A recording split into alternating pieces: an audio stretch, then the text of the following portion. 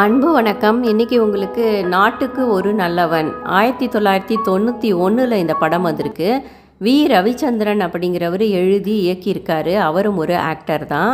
இந்த படத்துடைய அடுத்த தெலுங்கு வெர்ஷனில் நடிச்சிருக்கிறவர் நாகார்ஜுனா. சுபாஷ் அப்படிங்கிற ஒரு போலீஸ் ஆஃபீஸர் இருக்கிறாரு. ரொம்பவே தைரியமான ஒரு இளைஞராக இருக்கிறாரு. யாரையுமே பயமில்லாமல் தவறுகளை தட்டி கேட்குறாரு. அவருக்கு அப்பா அம்மா இருக்கிறாங்க, வசதியான குடும்பம். அப்பா ஆர்மி ஆஃபீஸராக இருந்து ரிட்டையர்ட் ஆனவர். சுபாஷுக்கு ஒரு பள்ளி தோழி இருக்கிறா. சின்ன வயசுலேருந்தே அவங்க 2 பேருக்கும் பழக்கம். அவள் தான் ஜோதி. ரொம்ப அழகான பொண்ணு. அந்த ஜோதிக்கு அப்பா அம்மா 2 பேருமே இறந்து போயிடுறாங்க. அவள் ஹாஸ்டலில் இருந்து படிக்க ஆரம்பிக்கிறா. டீச்சர்ஸ் ட்ரைனிங் முடிச்சுட்டு டீச்சராக வேலை செய்ய ஆசைப்படுறா ஜோதி. சுபாஷ் அடிக்கடி ஜோதியை போய் பார்த்து வர்றது வழக்கம். 2 பேருமே காதலில் திளைச்சிருக்காங்க. சுபாஷுக்கும் ஜோதிக்கும் உடனே திருமணம் செஞ்சு வச்சிடலாம் அப்படின்னு சுபாஷுடைய பெற்றோர்களும் விரும்புகிறாங்க. ஆனால் ஜோதி என்ன பண்ணுறா, தான் டீச்சராக ட்ரைனிங் முடித்து இப்போ தான் புதுசாக வந்திருக்கிறதுனால 1 மாதமாவது ஏதாவது ஒரு பள்ளிக்கூடத்தில், முக்கியமாக அனாதை குழந்தைகள் படிக்கக்கூடிய பள்ளிக்கூடத்தில் போய் அந்த குழந்தைகள் கூட பழகி அவங்களுக்கு சொல்லி கொடுக்கணும், ஒரு சேவை மாதிரி செய்யணும் அப்படின்னு ஜோதி ஆசைப்படுறா. சுபாஷுக்கு ஒரு க்ளோஸ் ஃப்ரெண்டு இருக்கான். அதே போலீஸ் துறையில் தான் அவனுமே வேலை செஞ்சுக்கிட்டு இருக்கான். அவனுடைய பேர் பாரத். அந்த இளைஞனுக்கு ஒரு காதலி இருக்கா, ரேகா. ரொம்பவே வால்தனமான பொண்ணு, பணக்கார வீட்டு பெண்ணு. ரேகாவுடைய அப்பா கமிஷனர் ஆஃப் போலீஸாக இருக்கிறாரு. இப்போ பாரத் தன்னுடைய காதலியை தன்னுடைய நண்பன் சுபாஷுக்கு அறிமுகப்படுத்தி வைக்கிறான். அந்த ஊரில் ஒரு மிகப்பெரிய அனாதை இல்லம் இருக்குது. அந்த அனாதை இல்லம்னு சொல்கிறத விட அது ஒரு பெரிய அரண்மனை போல் இருக்குது. இன்டர்நேஷ்னல் ஃபண்டு, வெளிநாட்டு ஃபண்டு மூலியமாகவும் பெரிய பணக்காரர்கள் ஃபண்டுனாலையும் அந்த அனாதை இல்லம் நடந்து வந்துக்கிட்டு இருக்கு. அங்கே ஆயிரக்கணக்கான குழந்தைகள், அனாதை குழந்தைகள் இருக்காங்க, ஆணும் பெண்ணுமா. அந்த அனாதை இல்லத்தை நடத்தி வர்றவர் டேடி அப்படின்னு. அவர் மீது அந்த சமுதாயத்தில் மிகப்பெரிய மதிப்பும் மரியாதையும் இருக்குது. அந்த டேடி அப்படிங்கிற அனாதை இல்லத்தை நடத்துபவர் ஒரு டாக்டராகவும் இருக்கிறாரு. அவருக்கு நிறைய கையாட்கள் இருக்கிறாங்க. உண்மையில் சொல்லப்போனால் அந்த அனாதை இல்லத்துக்குள்ளே டேடி அப்படிங்கிறவர் ஒரு சேவை மனப்பான்மையோடு இந்த குழந்தைகளை வளர்க்கலை. இந்த குழந்தைகளுடைய உறுப்புக்களை, அதாவது கிட்னி, கண், இருதயம் போன்ற முக்கியமான விலைமதிப்பில்லாத உறுப்புக்களை, மனித உறுப்புக்களை அவர் எடுத்து அதை விற்பனை செஞ்சுக்கிட்டு இருக்காரு. வெளிநாட்டுக்கும் ஏற்றுமதி செஞ்சுக்கிட்டு இருக்காரு. அந்த ஒரு அனாதை இல்லத்தை தேர்ந்தெடுத்து நம்ம சுபாஷுடைய காதலி ஜோதி வேலைக்கு போகிறா. அப்படி தன்னுடைய காதலியை அந்த அனாதை இல்லத்துக்கு அனுப்பி வைக்கிறதுக்கு முன்னாடி சுபாஷ் ஒரு வாக்கி டாக்கியை அந்த காதலிக்கு பரிசளிக்கிறாரு. அவர் அந்த அனாதை இல்லத்துக்கு அருகில் வரும்போது தன்னுடைய காதலி கூட கனெக்ட் பண்ணி பேசுகிறதுக்காக ஓரளவு கிட்ட இருந்து அந்த ஃபோனில் பேச முடியும். அந்த வாக்கி டாக்கியில் போனபோது டேடியை தான் சந்திக்கிறா. அந்த டேடி அப்படிங்கிறவர் இந்த பெண் அனாதை பெண் அப்படின்ன உடனே வேலைக்கும் சேர்த்துக்கிறாரு. நல்லா படிச்சிருக்கா, அழகாக இருக்கா அப்படின்னு. குழந்தைகளோடு குழந்தையாக பழகி அந்த குழந்தைகளுக்கு நல்ல விஷயங்களை சொல்லி கொடுக்குறா, அறிவை சொல்லி கொடுக்குறா ஜோதி. அவளுக்கு ரொம்பவே பிடிச்சிருந்தது. இப்போ என்ன ஆகுது, நம்ம சுபாஷ் காதலியை விட்டு பிரிஞ்சிருக்க முடியாமல் அடிக்கடி அந்த அனாதை இல்லத்துக்கு அருகில் காதலியோடு அந்த வாக்கி டாக்கியில் பேசுவார். அங்கே மாடியிலிருந்து தூரத்தில் இருக்கும் காதலனை பார்த்தவாறே ஜோதியும் பேசிக்கிட்டு இருப்பா. அவளை எப்பாவது வர சொல்லுவார். அவர் தான் போலீஸ் ஆஃபீஸராச்சே. எப்படியோ அந்த அனாதை இல்லத்து காம்பவுண்டுக்குள்ளே குதிச்சிடுறாரு ஒரு நாள் சுபாஷ்.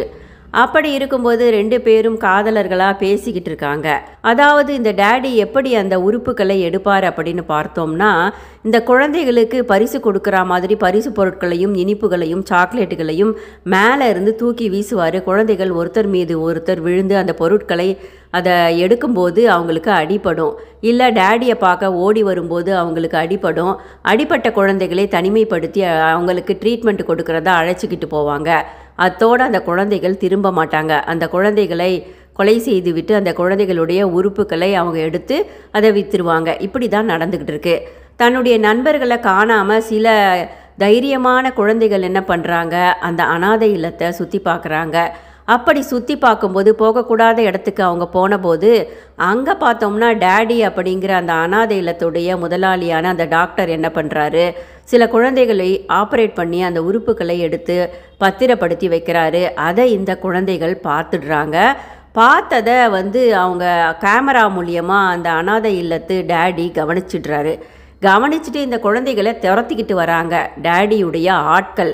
இந்த குழந்தைகளை எப்படியாவது பிடிச்சிடணும் அப்படின்னு அந்த அனாதை இல்லத்துக்குள்ளேருந்து அந்த பஸ்ஸை வேகமாக ஓட்டிக்கிட்டு அந்த சிறுவர்கள் அந்த இல்லத்தை விட்டு வெளியே வந்துடுறாங்க. பஸ்ஸு கட்டுக்கடுங்காமல் வேகமாக போய்கிட்டு இருக்கு.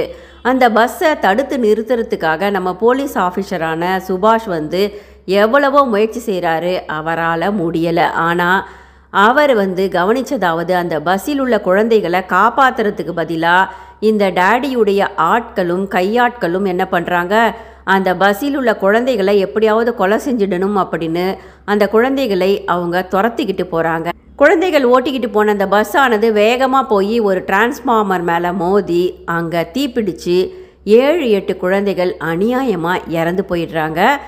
இந்த அனாதை இல்லத்துக்குள்ளே ஏதோ தவறு நடக்குது, இந்த குழந்தைகளின் உயிருக்கு இந்த அனாதை இல்லத்தில் பாதுகாப்பு இல்லை அப்படின்னு தெரிஞ்சிடுது போலீஸ் ஆஃபீஸரான சுபாஷுக்கும் ஜோதிக்கும்.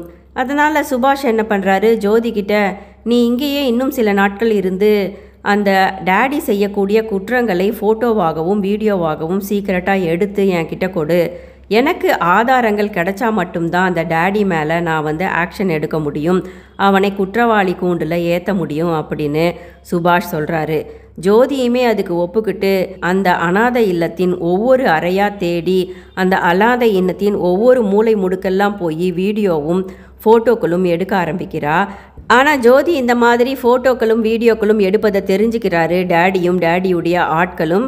அதனால் ஜோதியை சித்திரவதை செஞ்சு அவளை மாடியிலிருந்து தள்ளி கொலை செஞ்சிடுறாங்க. சாகர தருவாயில் சந்தர்ப்பவசமாக சுபாஷ் அந்த பகுதிக்கு போகிறாரு. தன்னுடைய காதலியை காப்பாற்ற முடியல கடைசி தருவாயில். அப்போ ஜோதி சுபாஷுடைய மடியிலேயே இறந்து போயிடுறா. ஆனால் சுபாஷை தன்னுடைய ஆட்களை வைத்து அந்த அனாதை இல்லத்தை அந்த பில்டிங்கை விட்டே வெளியே விரட்டி விட்டுட்டுறாரு டேடி. இறந்து போன தன்னுடைய காதலியுடைய உடலை கூட சுபாஷால் வாங்க முடியல.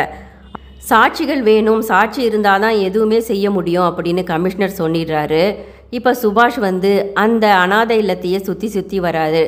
சில குழந்தைகள் அந்த அனாதை இல்லத்திலிருந்து வெளியே வராங்க.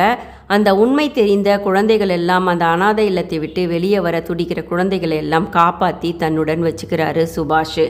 அந்த குழந்தைகள் கிட்டத்தட்ட ஒரு 20 குழந்தைகள் அவர்கிட்ட வந்துடுறாங்க. அந்த குழந்தைகளுக்கு தைரியத்தை ஊட்டி நல்ல சாப்பாடு கொடுத்து தன்னுடைய இருப்பிடத்தில் வைத்து கொண்டு அந்த குழந்தைகளுக்கு எப்படி சண்டை போடணும், எப்படி தற்காப்பு கலையை கற்றுக்கணும் அப்படிங்கிற மாதிரி எல்லாத்தையும் சொல்லி கொடுக்க ஆரம்பிக்கிறாரு சுபாஷ். அந்த குழந்தைகளை வைத்தே அந்த அனாதை இல்லத்துக்குள்ளே எப்படியாவது போகணும் அப்படின்னு முயற்சி செய்ய ஆரம்பிக்கிறாரு சுபாஷ். இப்போ சுபாஷ் என்ன பண்ணுறாரு, தாங்கிட்ட வந்த 20க்கும் மேற்பட்ட அனாதை குழந்தைகளை தான் கூட சேர்த்துக்கிட்டு அந்த அனாதை இல்லத்துடைய பின்புறம் ஒரு காடு போல் இருக்குது, அங்கே போய் அங்கே இருந்து ஒரு குழியை பூமிக்கடியில் கீழேயே தோண்டிக்கிட்டு போகிறாங்க. தோண்டிக்கிட்டு போய் அந்த அனாதை இல்லத்துக்குள்ளே எப்படியாவது போயிடலாம் அப்படின்னு டெய்லியும் கொஞ்சம் கொஞ்சமாக தோண்ட ஆரம்பிக்கிறாங்க. அப்போ சுபாஷினுடைய நண்பன் பாரத் இருக்கான் இல்லையா, அவனுடைய காதலியான ரேகாவும் உதவிக்கு வரா. குழந்தைகளும் சுபாஷும் இப்போ அனாதை இல்லத்துக்குள்ளேயே போயிடுறாங்க. அப்படி போய் அந்த குழந்தைகள் மற்ற குழந்தைகளோடு ஓடி மற்ற குழந்தைகளை காப்பாற்ற முற்படும்போது திடீர்னு வந்த சுபாஷை பார்த்து டேடியும் டேடியுடைய ஆட்களும் சுபாஷை வெளியேற்றுறதுக்காக அவன் மீது பாயிறாங்க. சுபாஷ் அவங்க கூட சண்டை போடுறாரு. கடைசி தருணத்தில் சுபாஷுக்கும் டேடிக்கும் சண்டை ஏற்படுது. தோண்டி வச்சிருந்த பள்ளத்திலேயே 2 பேரும் விழுந்துடுறாங்க. அந்த பகுதியில் இருந்த மண்ணுமே சரிஞ்சு இப்போ டேடி இறந்து போயிடுறான். தவறு நினச்சவன், தவறு செய்தவன் இறந்தே போயிடுறான். சுபாஷ் கடைசி நேரத்தில் உயிர் பிழைக்கிறாரு. இந்த அனாதை குழந்தைகளை காப்பாற்ற போகிறதா சுபாஷ் ஒரு முடிவு எடுக்கிறாரு. இந்த காணொளி உங்களுக்கு பிடிச்சிருந்ததுன்னா சப்ஸ்கிரைப் பண்ணி லைக் பண்ணுங்கள். நன்றி.